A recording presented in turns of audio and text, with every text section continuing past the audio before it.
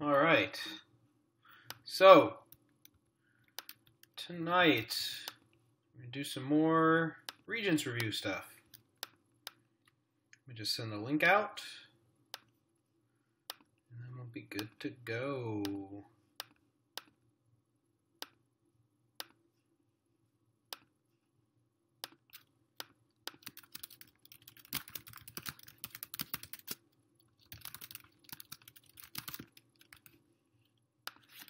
All right.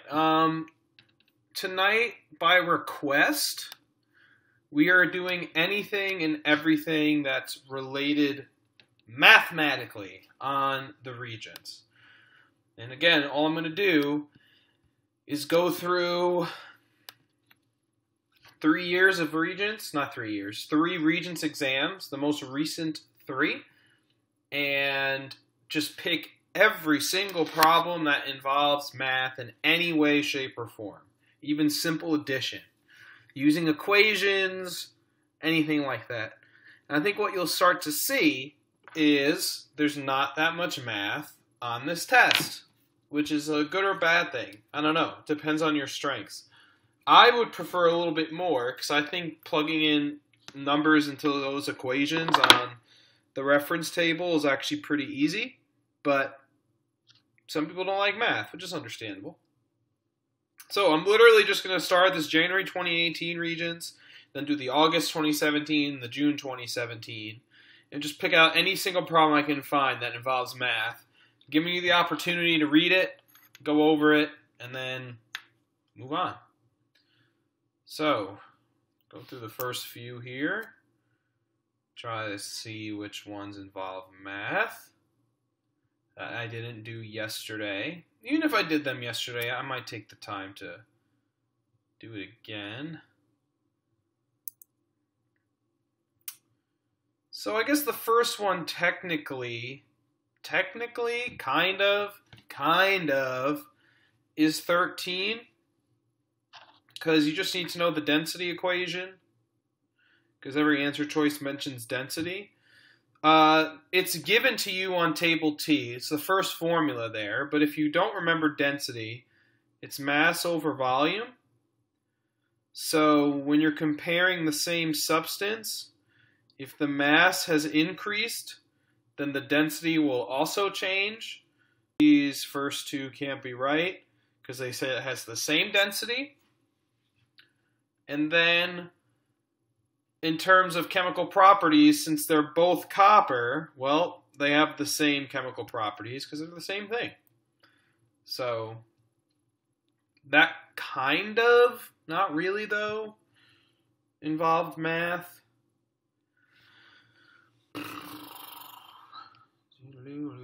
Looking for the math questions. Math. First 30, I see almost 0. Let's go onward.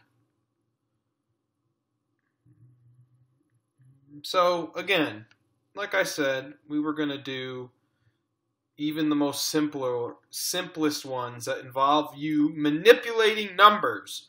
I know you mean when you say, can you do the ones that are math? You want the ones that are all the equations. I'm just going to start picking ones where you just literally have to manipulate numbers in some way. So, I did this one yesterday, but like I said, not everyone joins us when we do these live reviews, and it's always good to do these again. Ion, 7 protons, 9 neutrons, 10 electrons. What's its charge? You see charge, you can ignore neutrons. Neutrons have no charge. They put that there to confuse you because it would lead you to one of these 2 trap answers. Cross out neutrons for charge. How do you get the charge of an ion? Protons minus electrons. 7 minus 10. -3. You could also know that electrons are negative and protons are positive. And if you have 3 more negatives, you are 3 more negatives. So, there's that one. Average atomic mass will be there for sure. I'm going to treat this like a short answer question and not multiple choice. So we can take the time to review this again. How do you do average atomic mass? take this mass, take this percent, multiply them together. Take the second mass with its percent, multiply them together, add those two numbers, and divide by 100. So what's the setup look like? Take the ones in yellow and multiply them together. Add that to the ones in orange that together. And then divide this whole thing by 100. If it's multiple choice, you will see it both ways. You'll see it like this, or if it's multiple choice, sometimes they would have already done the divide by 100, and they'll always divide the percents by 100. So your final answer would be 10.01 times 0.199 plus 11.01 times 0.801. So sometimes they already take into account that division in a multiple choice question. Sometimes they do, sometimes they don't. On this Regents, they did not. They included the divide by 100. They included the divide by 100. So it depends on the year. All right, math. 36. Moles. How many moles are in a 29-gram sample of KF? So let's look at the mole formula. What's the mole formula say? The mole formula says, take the given mass, aka the mass in the problem, and divide it by the gram formula mass, aka how much does it weigh on the periodic table, and you get moles. So let's look up KF on the periodic table. K weighs 39. F weighs about 19. So 39 plus 19, that's 58. So that's the gram formula mass. That is the mass of KF. Because remember, we're talking about KF here, according to the periodic table. So we said given divided by gram formula. Given divided by gram formula equals moles. 0.5. Mathy. Math. This one I kind of like because they made it easy on them. This was this past January, so a few months ago. Molarity. Up. Moles. Liters. Let's look at the formula. So, what is the molarity formula? Molarity is moles divided by liters. So, going back to the equation, the question, take the moles and divide it by the liters. Well, last time I checked, 0.5 divided by 0.5, that's pretty easy. That's 1.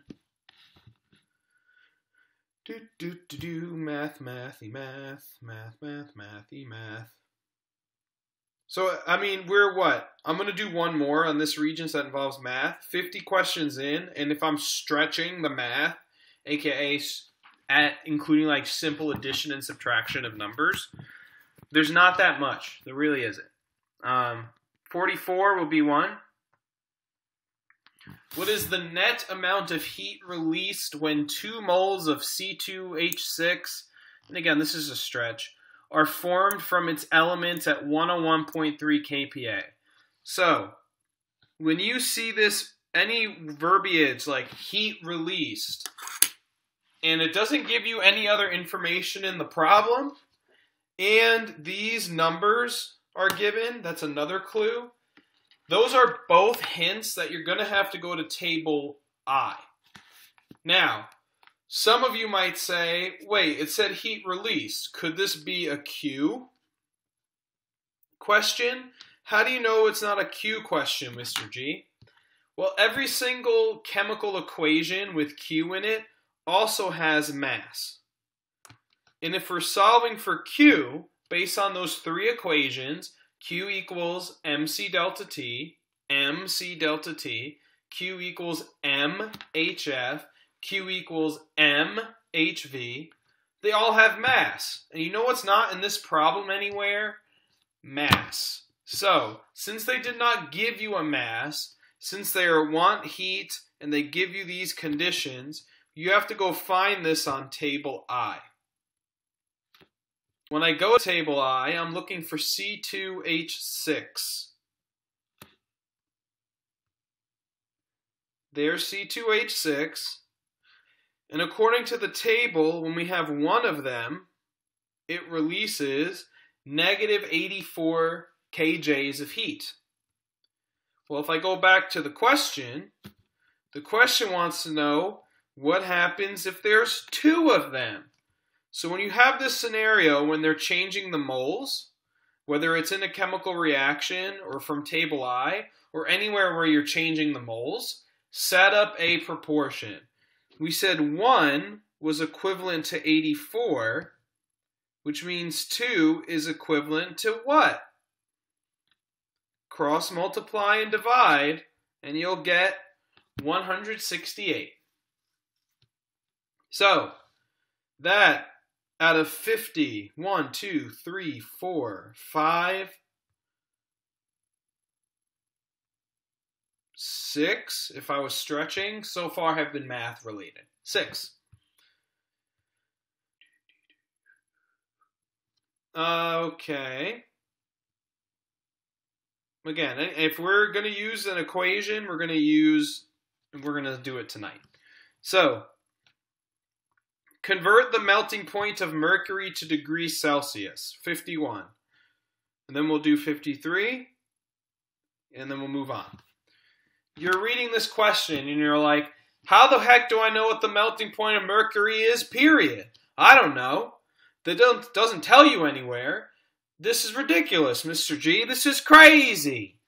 The melting point for any atom / element is on table S. So if we go to table S, properties of selected elements, find mercury.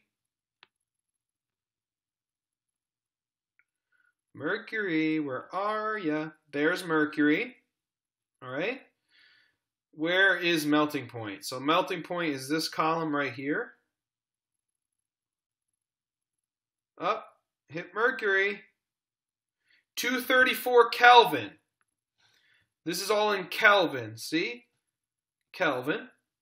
So the melting point of mercury is 234 Kelvin. I need it to be in Celsius. So according to this, 234 Kelvin equals Celsius plus 273. Let's subtract 273 from both sides. And you get negative 31, 41, 31. Put it in your calculator, Mr. G. Stop trying to do it in your head. 39. I'm great. I'm so good at mental math. Negative 39 Kelvin. Cool. Next, 53. Show a numerical setup for calculating the quantity of heat in joules required to completely vaporize 102.3 grams of water at who cares. So, boom. We have heat. We have a mass. We have vaporize. Let's look at our heat equations. Oh, whoa. Vaporization, HV. Let's use the equation with vaporization in it. Q equals mHV. Go back to the problem. They want you to solve for heat. So Q equals, it was mHV. M is mass, which is a unit of grams, 102.3. times, well, where's HV? I don't see that in the question, Mr. G. Do we have two variables here? No. Let's go back to the reference table. Heat of vaporization, HV, 2260.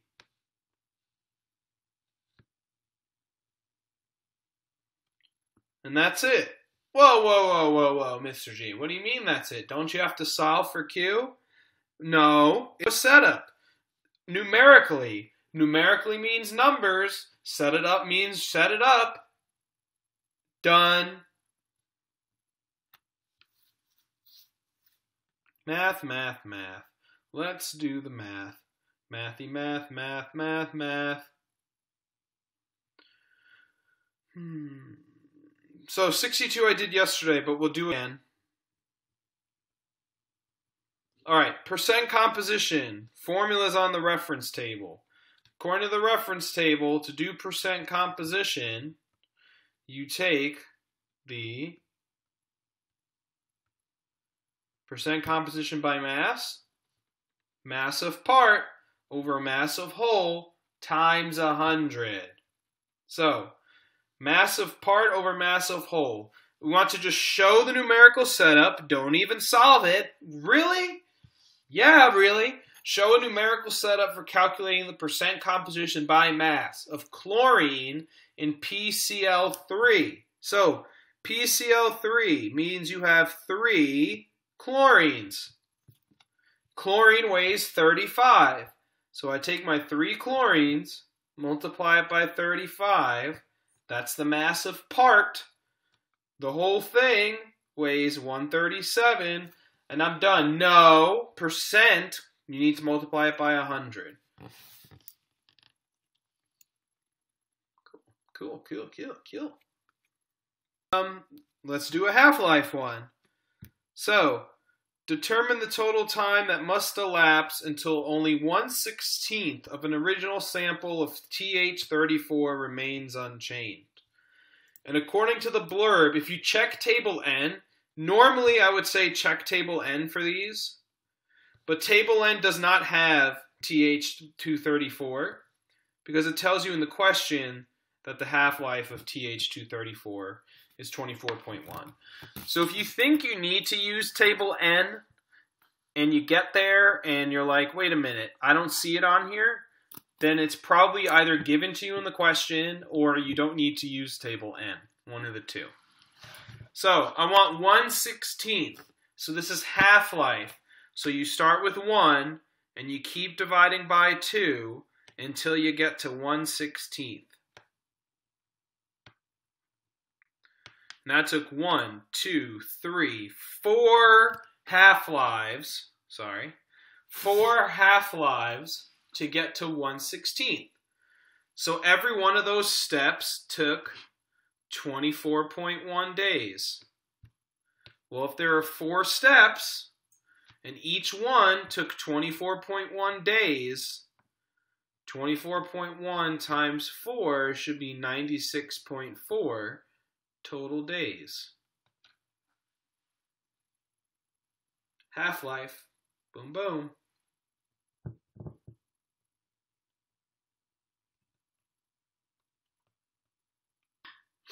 Math, math, math. Mathy, math, math.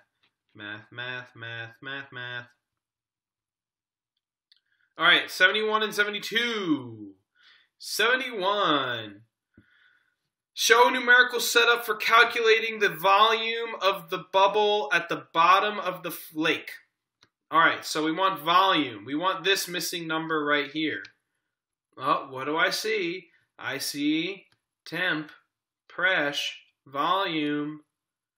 That sounds like a P1 V1 over T1 equals P2 V2 over T2. Question! That formula is on the reference table, so don't worry about that. Don't memorize it. These both need to be in Kelvin, which luckily for us, they already are.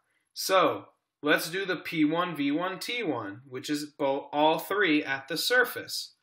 So, P1 was 104.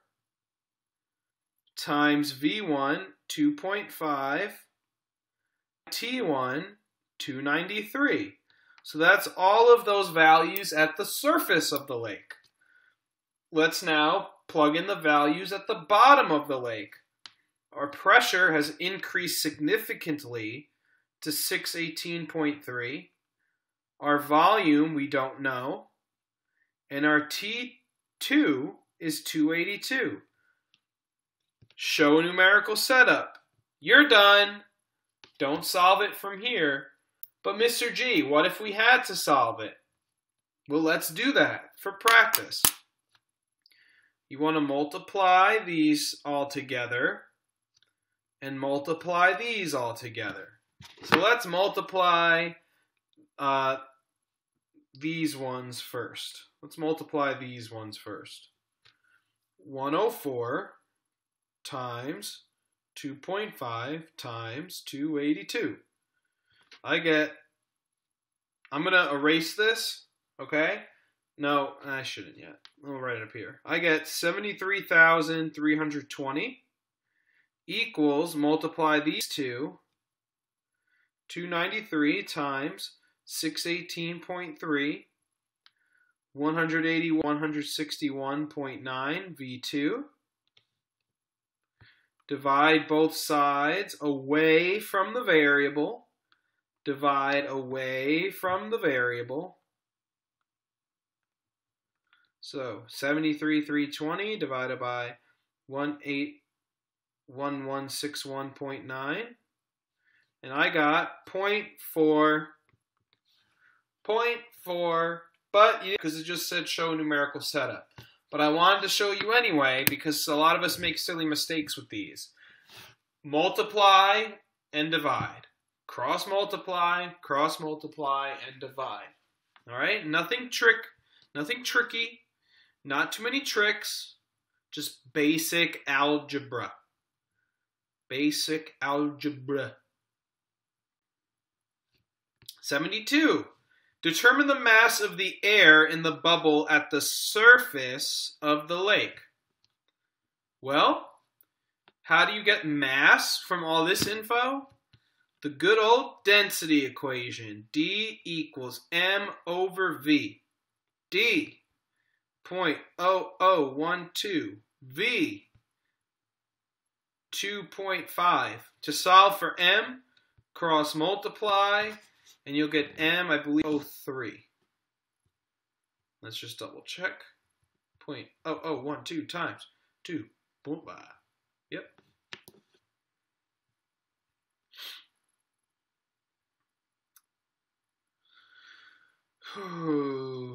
Math, math, math. All of the math. That's all the math on that. Let's go to June of last year. Or no, let's look at August. We haven't looked at August. Again, I'm doing all the math. All the math.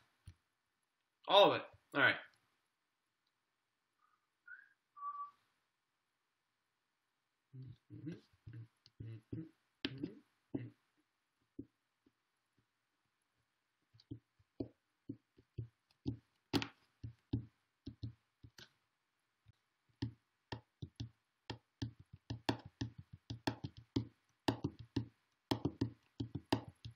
If you want to have access to these regions, it's really easy to do.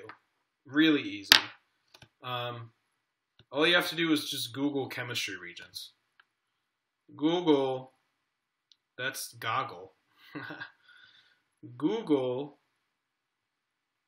just put into Google chem regions. It's probably one of the first links. Goodness, let me just show you. There. It's already up for me. If you Google chem regions, I'm going to just show you how to do it. Chem regions.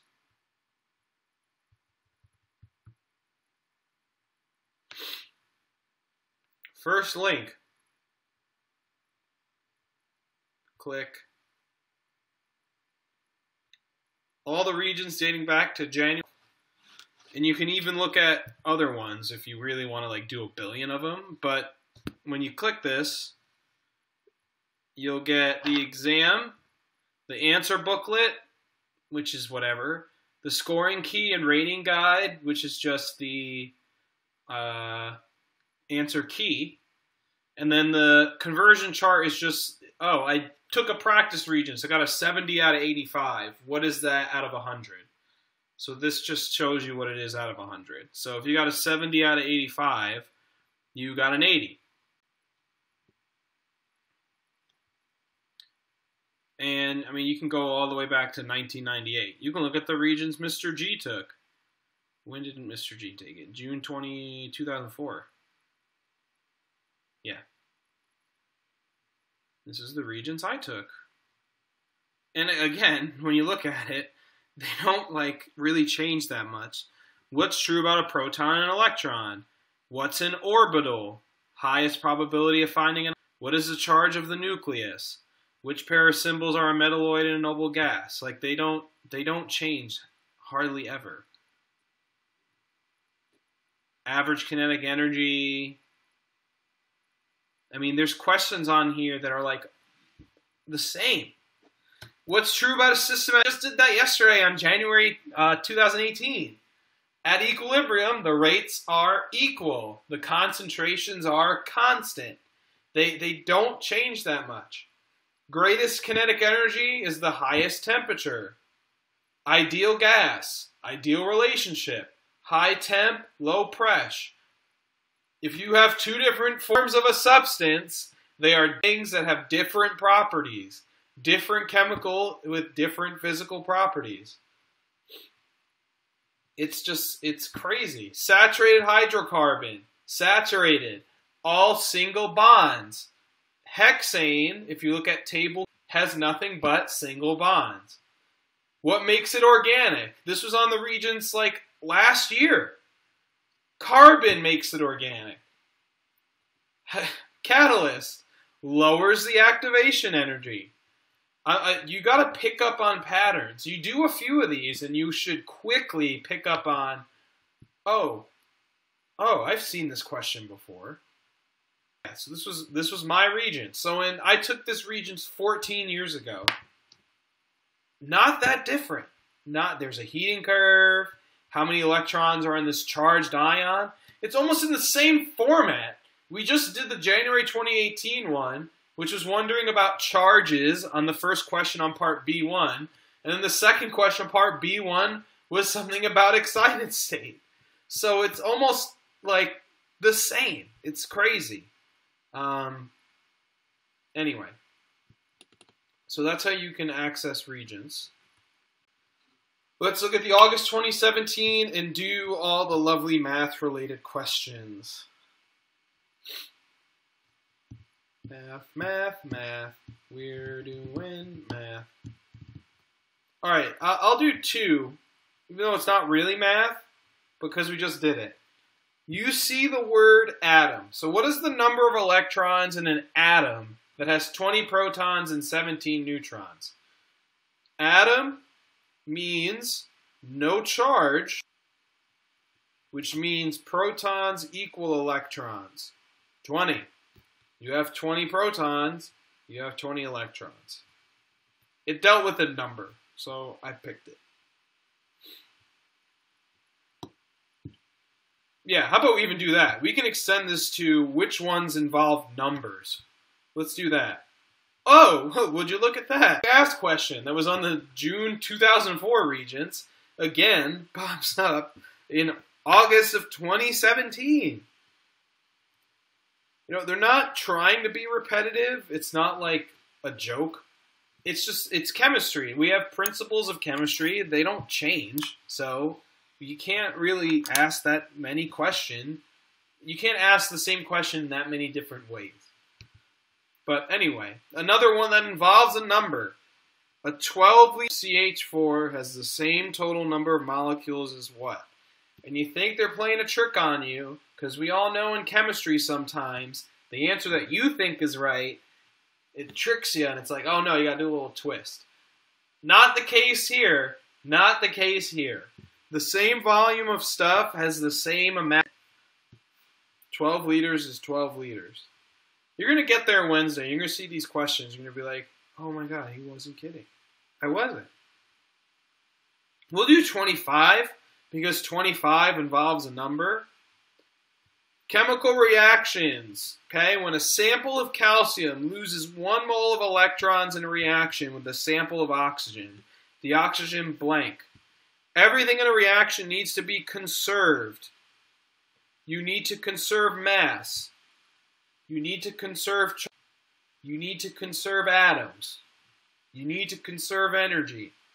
If one thing is losing 1 mole of electrons, the other thing is gaining 1 mole of electrons. The electrons in equal the electrons out.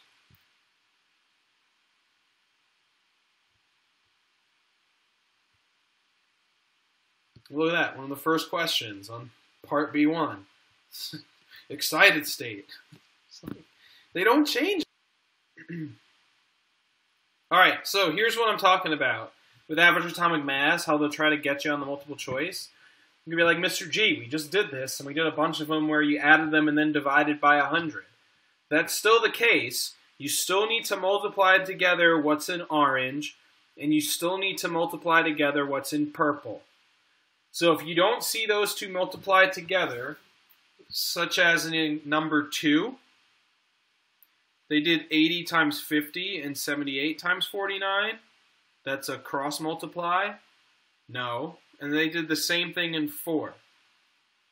So if they don't give 100 as an answer option, that means they have already taken these two numbers here and divided them by 100. And the only answer choice that shows that and correctly shows the percents and masses multiplied together is answer choice 3.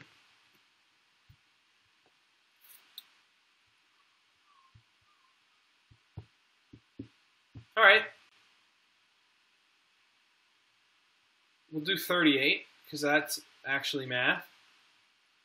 What is the concentration of AgCl in an aqueous solution that contains 1.2 times 10 to the negative 3 grams of AgCl in 800 grams of solution? And all the answers are in parts per million, so that probably means we're using the parts per million equation, which is kind of rare. It doesn't pop up too often. But you want to do mass of solid divided by the mass of a solution, and then multiply it by 1,000,000. So it tells us we have 800 grams of solution. So we're going to do 1.2 times 10 to the negative third divided by 800, and then multiply it by 1,000,000. And when you do,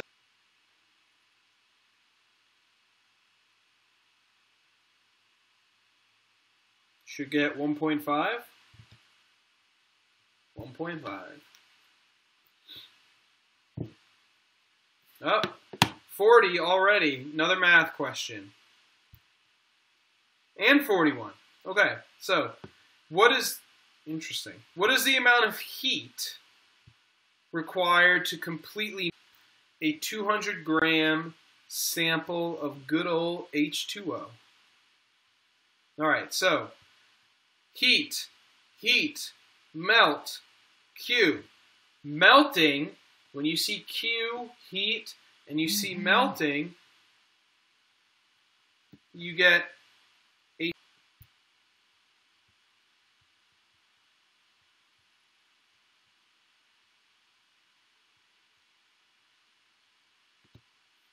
So this is the equation Q. Go back. You can do it. Q equals MHF. It's all about melting. All about melting. So, what's HF? You find HF the same place you found HV. HF is 334. So, this question wants you to take the mass, 200, and multiply it by 334, which should be 66,000.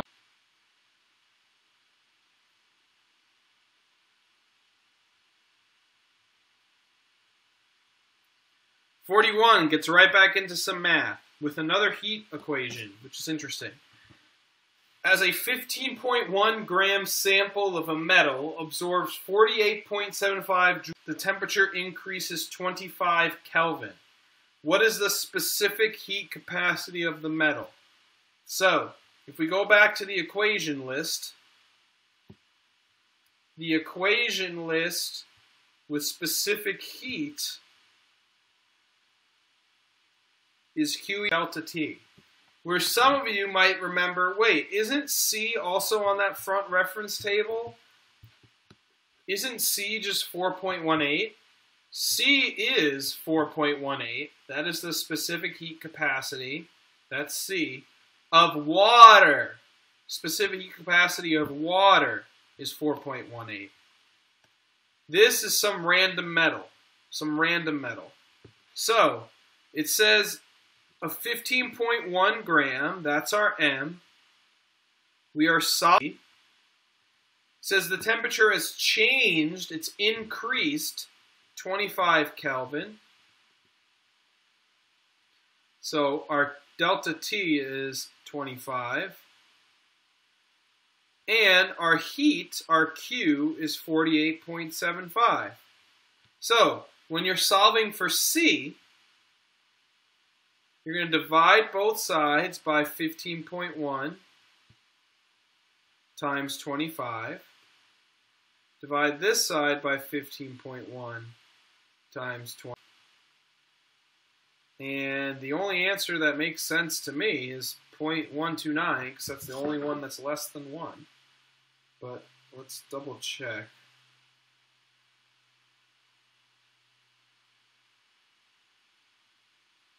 Yeah, all right, that was easy.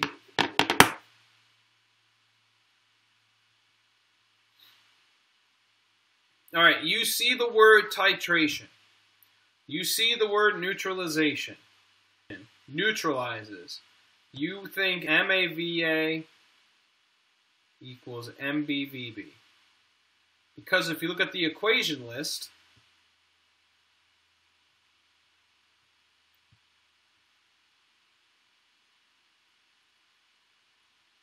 it's right next to the thing that says titration, where the A is all the numbers involved with the acid, and the B is all the numbers involved with the base.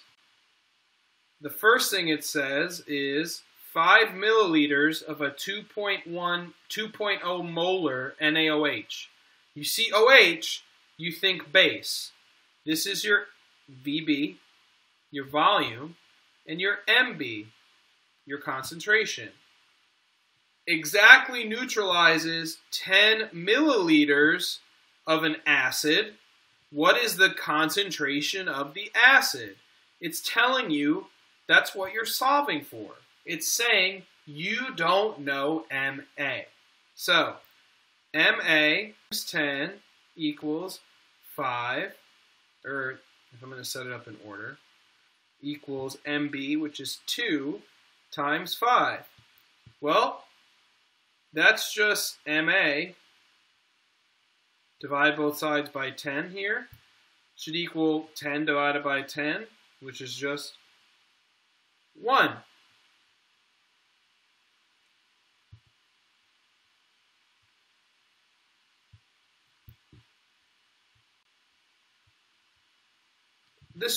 Look at that.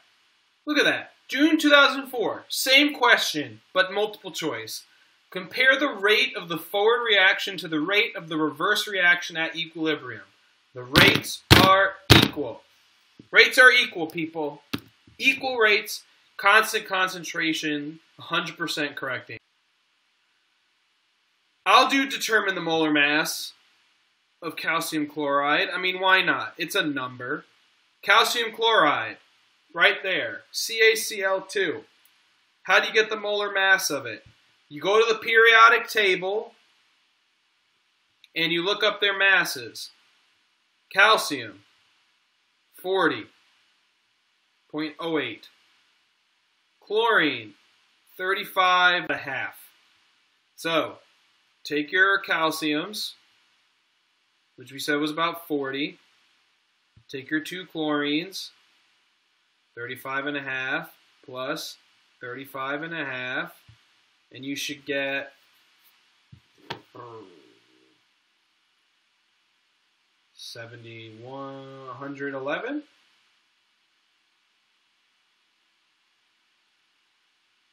Yep. Mr. G, the units are written in your answer booklet. Do not worry about units. The units are written in your answer booklet. Do not worry about units.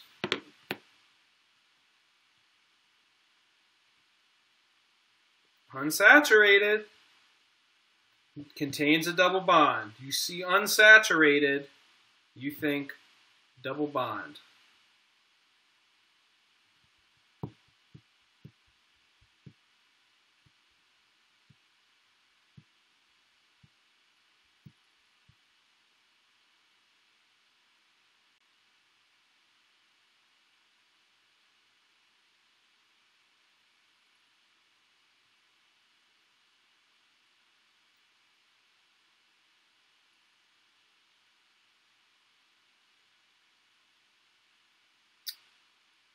Percent composition by mass, again,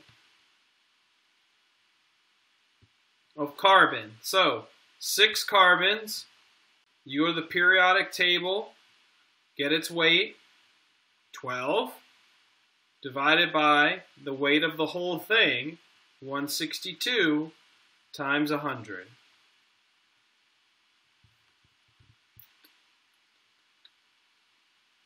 Oh, let's draw a catalyst while we're here. Catalyst lowers the activation energy. So you want to start at the same spot, you want to end at the same spot, and just lower the hill. Hey, collision theory, increasing temperature increases. There we go, okay.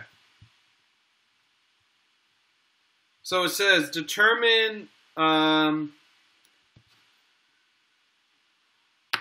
so I'm going to just recopy the equation it's referencing. N2 plus 3H2 make 2NH3. Determine the number of moles of hydrogen gas required to react completely with 50 moles of nitrogen gas in the production of ammonia. Stoich question, a stoichiometry question, because your brain might initially say, I need to use the mole equation to figure this out. The problem is you don't have any mass given, and if you have no mass given, there's no mass in this entire problem anywhere, you can't use the mole equation because you don't have any masses.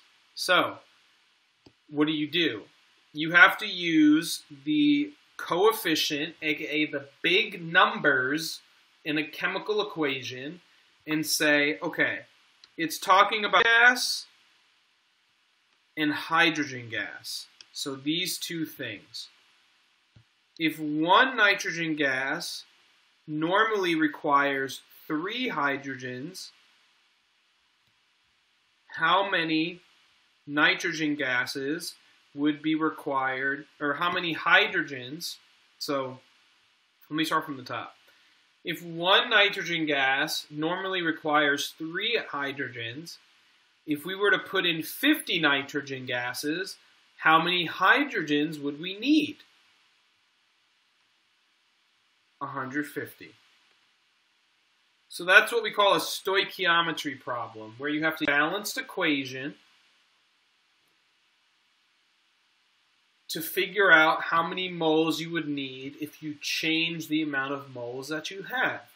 So if you normally need 1 mole of nitrogen and 3 moles of hydrogen, how much hydrogen would be needed if you had 50 moles of nitrogen? Again, this was on June 20, 2004. I just looked at the Regents I took. These are the same as Regents from the past year, are insane. Like, verbatim the same. Identify the element that makes it an organic compound. That was on my Regents. Carbon.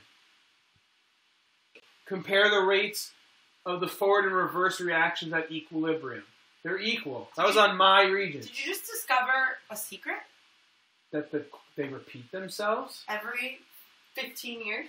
No, they repeat themselves like every year in chemistry. That means those are questions you guys should study.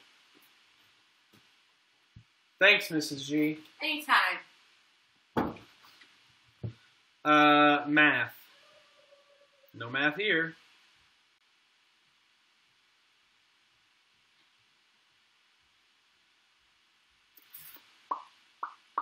Alright, we got a few math ones. How do you determine the amount of neutrons in something? When you see that dash 214, that means mass. 214 is mass, and your mass is your protons plus your neutrons. So when you see that dash 214, that's your mass. Look up lead on the periodic table and figure out how many protons it has. Lead has 82 protons. So, if lead has 82 protons, 214 has 82 protons, how many neutrons does it have? Well, subtract 82 from both sides, and you'll get the neutrons are equal to, drum roll please, 132.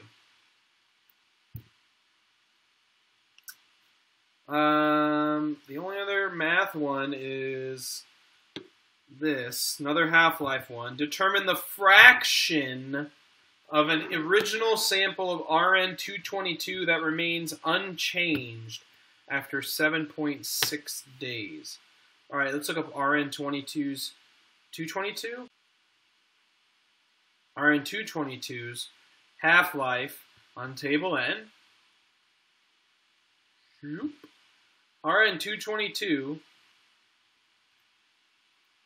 has a half-life of 3.823 days. So, if one half-life 3.823 days, how many half-lives are in 7.646 days? Well, if I cross multiply and divide, I'm going to get x equal to 2, which means we need to divide by 2 twice, once, twice, a quarter. All right, keep on studying. I have given you more than enough resources to destroy this test Wednesday. You can do it. You got to put a little work in. Have a good night.